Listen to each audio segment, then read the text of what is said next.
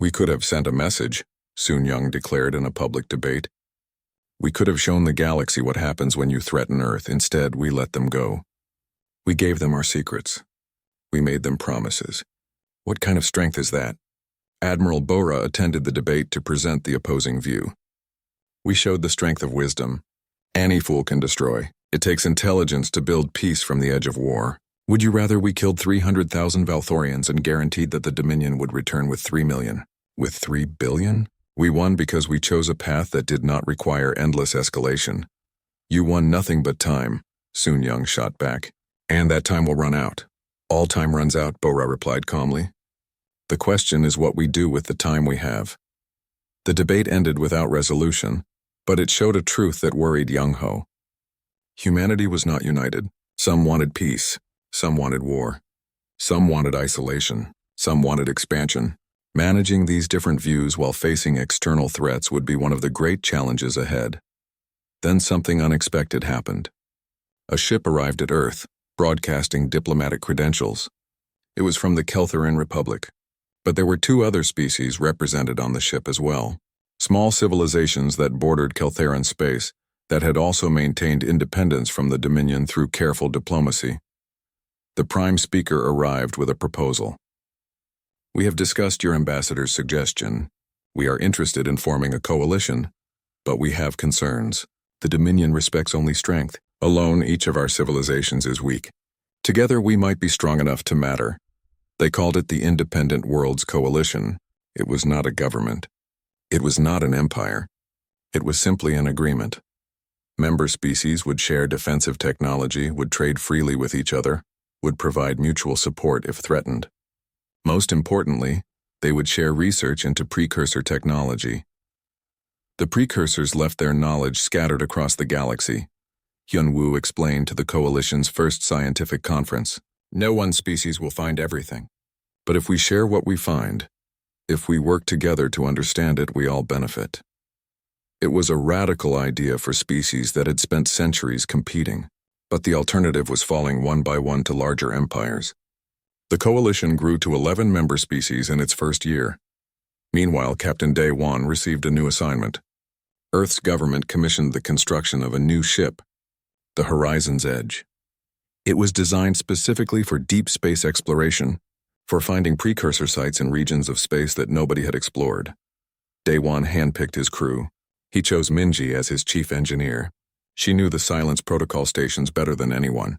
He recruited scientists from 3 different species within the Coalition, and he accepted a Keltheran navigator named Kira, who knew more about reading stellar patterns and finding ancient sites than any human. Our mission is simple, Dae Won told his crew at their first briefing. We find precursor sites. We study them. We share what we learn. But we also watch for threats. The galaxy is large and old. The precursors were not the only ancient civilization. If we find something dangerous, we need to know about it before it finds us. The Horizon's Edge launched 6 months after the Coalition formed. Its first destination was a star system at the edge of mapped space, where orbital surveys had detected anomalous energy readings that matched precursor technology signatures. The journey took 3 weeks. When they arrived, they found a planet that had once been beautiful. Now it was dead, its atmosphere stripped away, its surface scarred by ancient weapons. But deep underground, protected by layers of rock and defunct shielding, was a precursor facility. The facility was enormous. Kilometers of corridors, vast chambers filled with dormant machines, libraries of data stored in crystalline matrices that had survived millions of years. Dae Won's team spent 2 months exploring just a fraction of it. It was Minji who found the memorial chamber. It was a room at the facility's center, with walls covered in symbols and images. They told a story. The precursor civilization had been at war, not with each other but with something else. An enemy that had weapons so terrible that they could unmake matter itself at the quantum level. The precursors had fought back with everything they had. They built the silence protocol as a defensive measure to disrupt their enemy's coordination. They built other weapons too, weapons that humanity had not yet discovered. But in the end, both civilizations destroyed each other. The precursors had left their technology behind as a warning and a gift to whoever came after. Scientist Hyun Woo, who had joined the expedition, studied the memorial with growing concern. This changes everything. We thought the precursors died out naturally or transcended or something, but they were murdered, and their murderers died in the same war. Does it matter? Kira asked. It was millions of years ago. It matters because we need to know what happened to the weapons. Both sides had technology that could destroy planets, break space-time, unmake reality. Where did it all go? They found the answer deeper in the facility. A warning beacon, still active after millions of years. The message was difficult to translate, but its meaning became clear through mathematical patterns and universal physical constants. The enemy that had destroyed the precursors had not died. They had sealed themselves away. Their weapons had been so powerful that they were literally tearing apart the fabric of space-time. Rather than destroy everything, the enemy species had put themselves into a kind of stasis, locked in a pocket dimension outside normal space. The seals were supposed to last forever, but forever was a long time. And the seals were failing. The beacon estimated that the seals would fail completely in 200 years. Maybe less if they were disturbed by quantum technology like the kind both humanity and the Dominion were now developing. Day one immediately transmitted the findings back to Earth. The reaction was swift and severe. President Young-ho called an emergency meeting of the Independent Worlds Coalition. The question before them was simple but terrible. What do we do with this information? Do we tell the Dominion? Heian asked. If we keep it secret and they discover it themselves, they will assume we hid it to gain advantage. If we tell them, we reveal how little we understand about precursor technology, Ji-woo argued. We show weakness. Young-ho looked around the table at his advisors, at the representatives from the other coalition species. We survived the Valthorian encounter because we were honest. We told them we had a weapon and gave them a chance to leave. I propose we do the same now. We tell everyone. We share the threat. Because if those seals fail and something terrible comes through, it will not care about our politics or our territories. It will be everyone's problem. The decision was made. Humanity would share the warning with all known civilizations, including the Valthorian Dominion. The message was simple. We found something that threatens us all. We need to work together to understand it and prepare for it. Some species dismissed the warning as manipulation. Others began their own archaeological searches. But the Dominion's response was unexpected. High Commander Tharok, who now worked in their intelligence directorate, sent a personal message to Earth. We should talk, not as enemies, as people facing a common threat. It was a small thing, just words, but it was the beginning of something larger. The galaxy was changing, and humanity had become one of the forces driving that change. 1 year after humanity's first encounter with the Valthorian Dominion, something impossible was happening. In a massive space station built specifically for this purpose, scientists from 17 different species were working together. Humans worked alongside Valthorians. Former enemies shared laboratory space. Former victims of conquest worked with their conquerors. They called it the Galactic Research Consortium. Its purpose was simple. Understand the precursor warning and figure out what to do about the failing seals. Scientist Hyun-woo arrived at the station after a long journey from Earth. He was old now, and space travel was getting harder on his body. But this was too important to miss. He walked through the station's main corridor, looking at the strange mix of beings working together. A Valthorian physicist named Theska greeted him at the central laboratory. She was young by Valthorian standards, with bright blue skin and only 3 honor marks on her uniform. Dr. Hyun-woo, welcome. We have prepared workspace for you and your team. Thank you, Hyun-woo replied, still finding it strange to be working with the same species that had threatened to destroy Earth. Have there been any breakthroughs? Small ones. We are beginning to understand how the seals work. They are not physical barriers. They are quantum probability locks.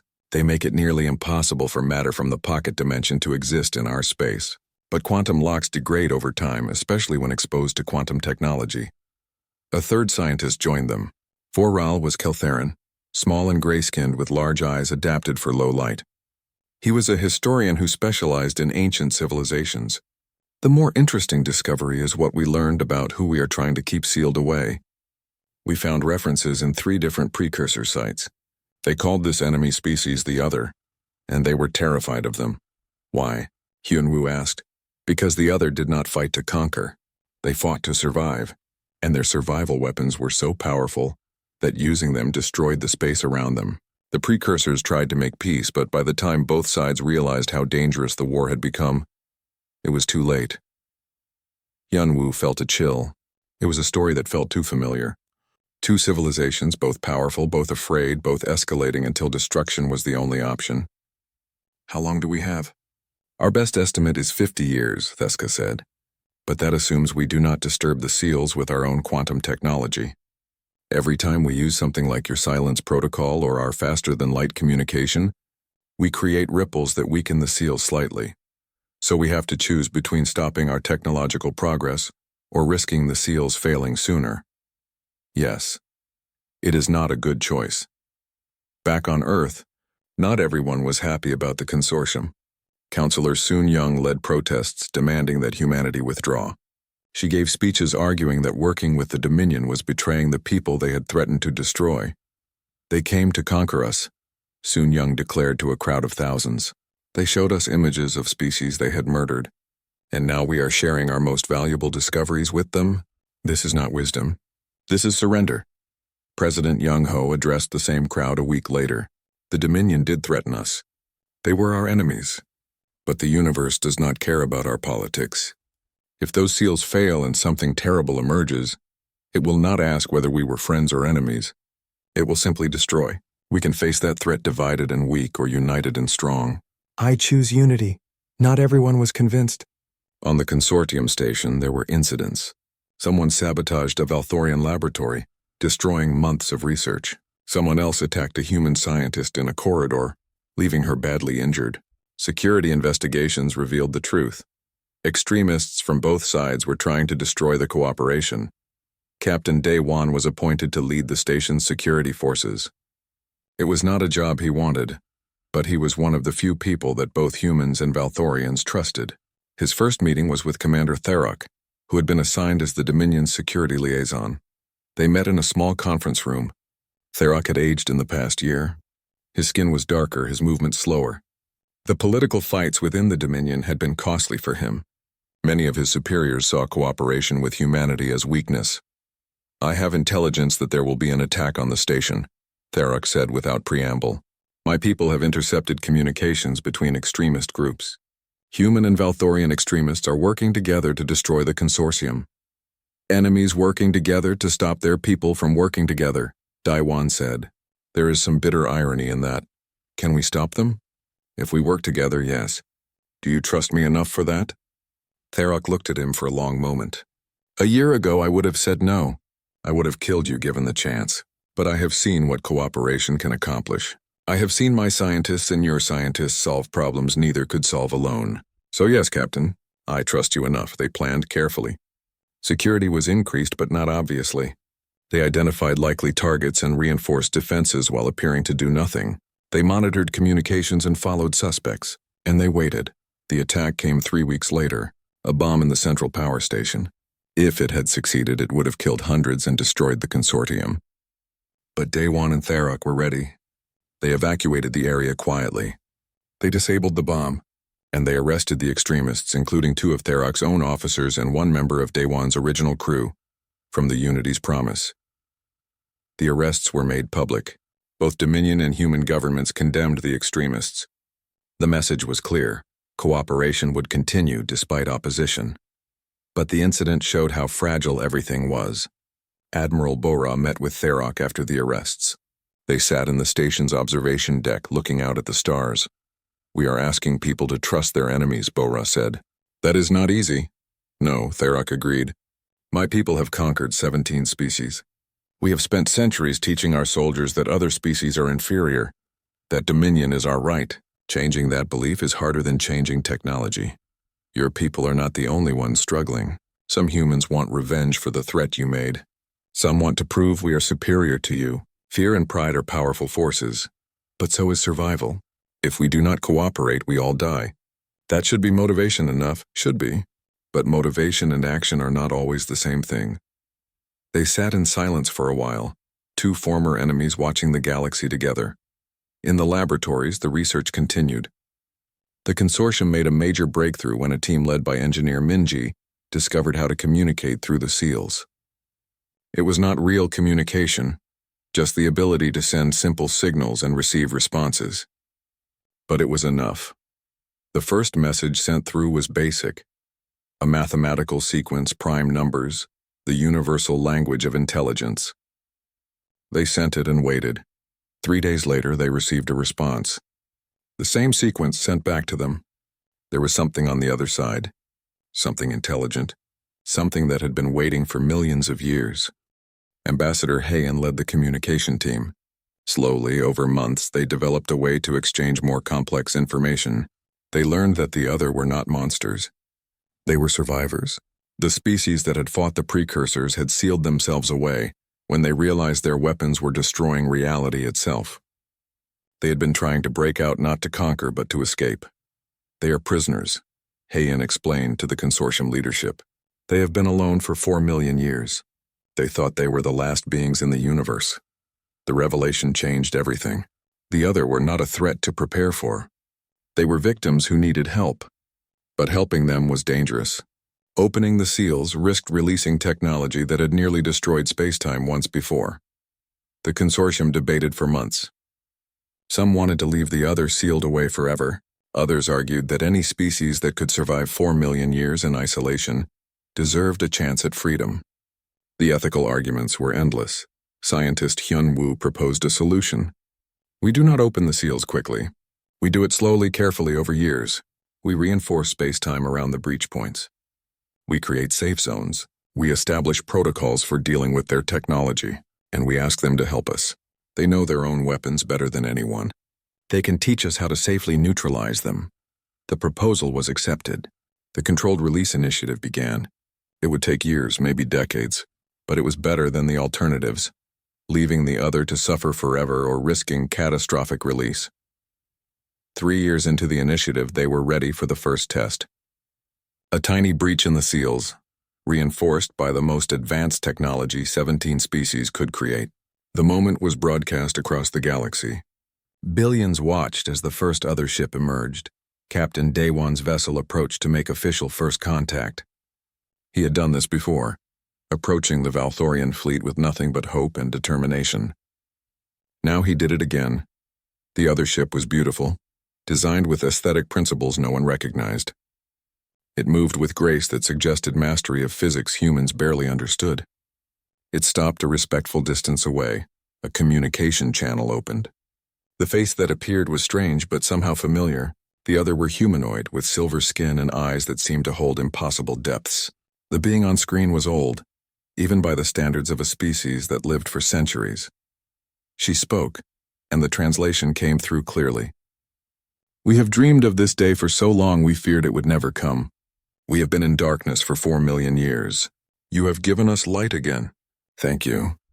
There were tears on Daewon's face as he responded. Welcome back to the galaxy. Much has changed since you left, but we are here. You are not alone. The galaxy watched as former enemies welcomed the other, humanity and the Dominion standing together, 17 species united in a single purpose. It was not perfect. There were still conflicts, still disagreements, still those who opposed cooperation, but it was a beginning. On Earth, President Young-ho watched the broadcast with Admiral Bora. They had both aged in the past few years. The stress of building peace was harder than the stress of preparing for war. We did it, Young-ho said quietly. We survived the Dominion. We found the warning. We built the consortium. We freed the other. We actually did it. We survived the beginning, Bora corrected. Now comes the hard part. Making it last. Can it last? I do not know. But I know we have to try. In space, Captain Daewon guided the other ship to the consortium station. The first of their people would soon set foot in a galaxy that had changed beyond recognition in their absence. And humanity, the species that had said no to surrender, stood ready to welcome them. 5 years after the other emerged from their prison, the galaxy had transformed in ways nobody could have predicted. The Galactic Research Consortium had evolved into something larger, something more permanent. They called it the Cooperative Assembly, and it represented 73 different species. The Valthorian Dominion still existed, but it had changed.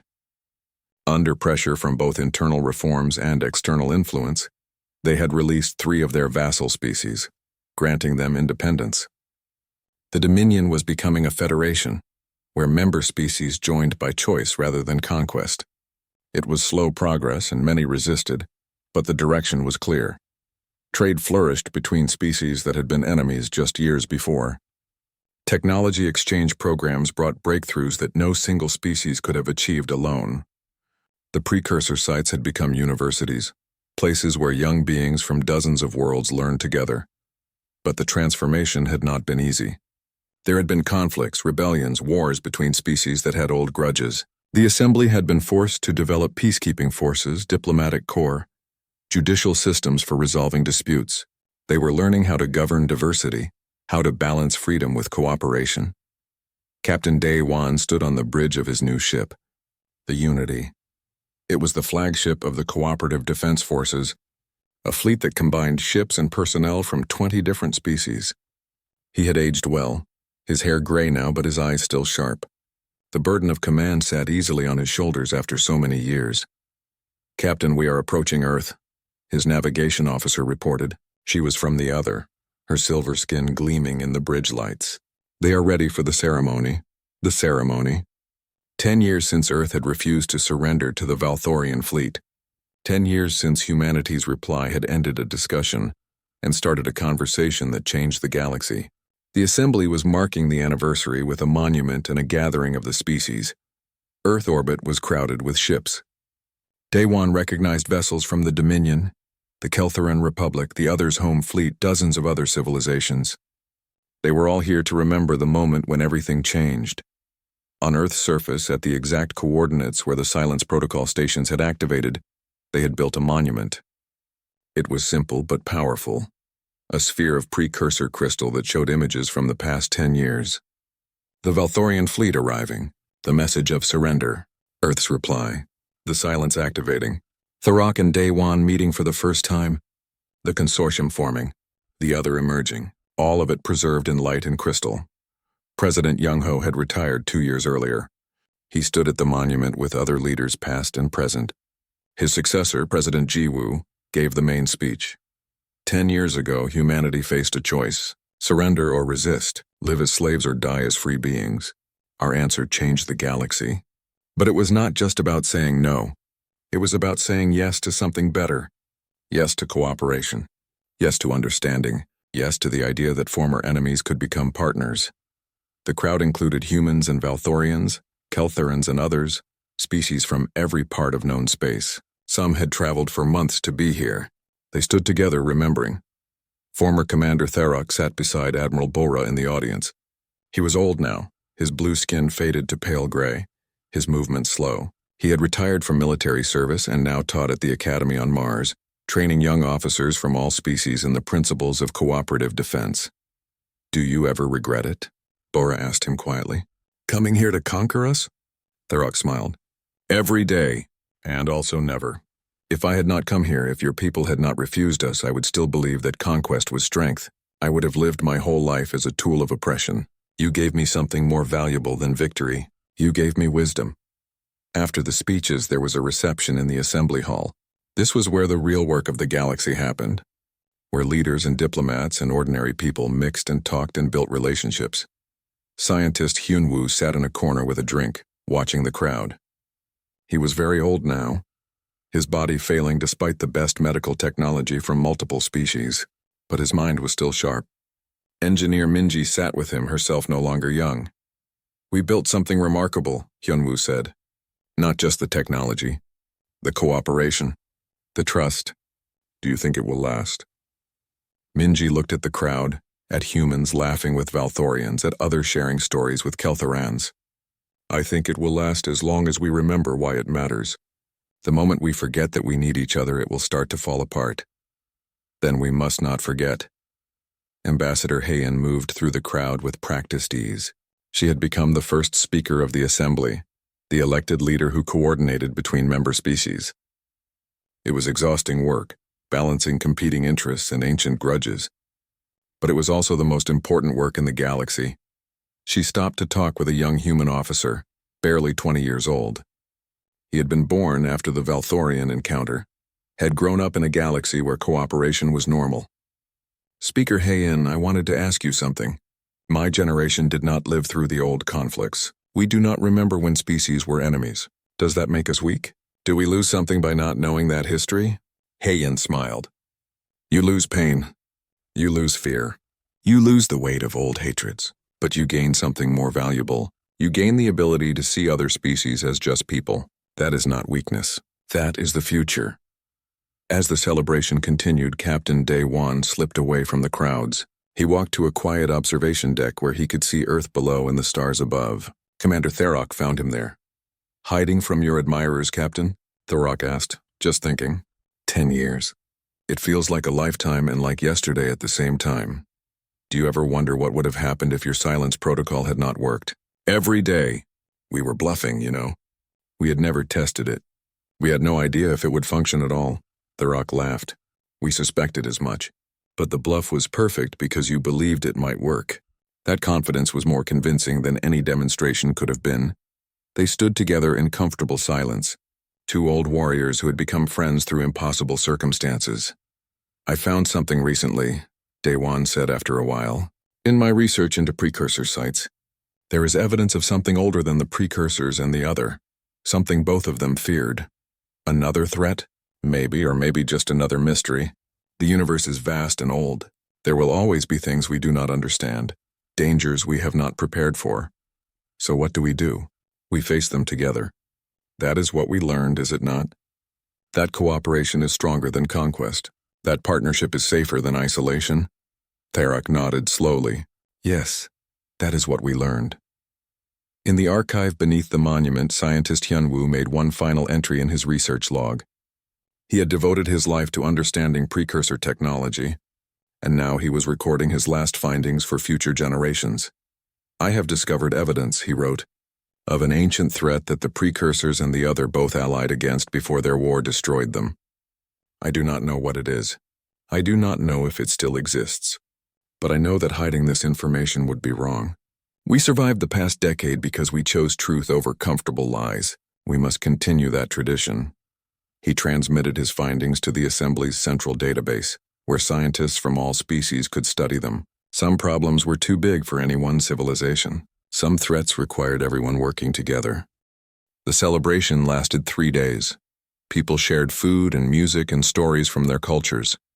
Young people from different species became friends. Old enemies shared memories of the conflicts they had survived. It was messy and loud and beautiful. On the final night, President Jiwoo gave a closing speech.